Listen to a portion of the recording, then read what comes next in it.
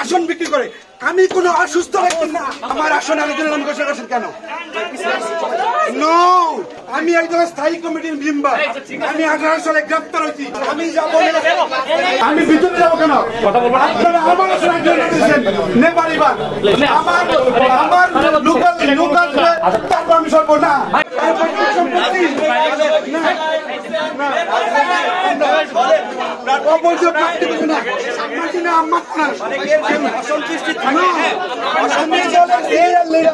আমরা তো চাইলে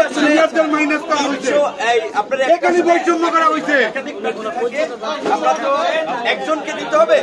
তো আমি আপনাদেরকে বলবো এখন এটা বিএনপির আপনার পরিচয়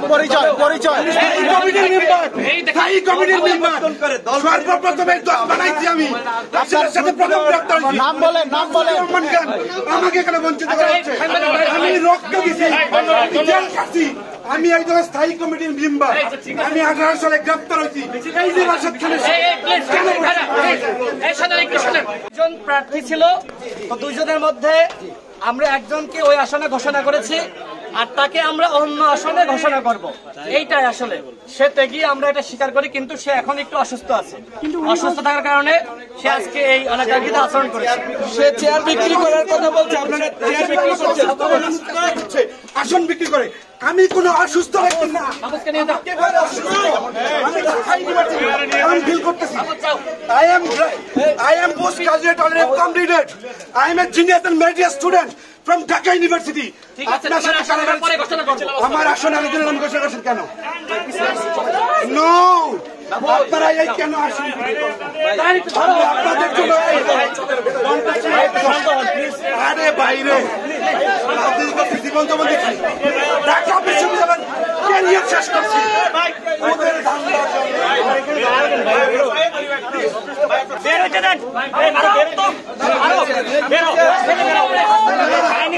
আমি যাবো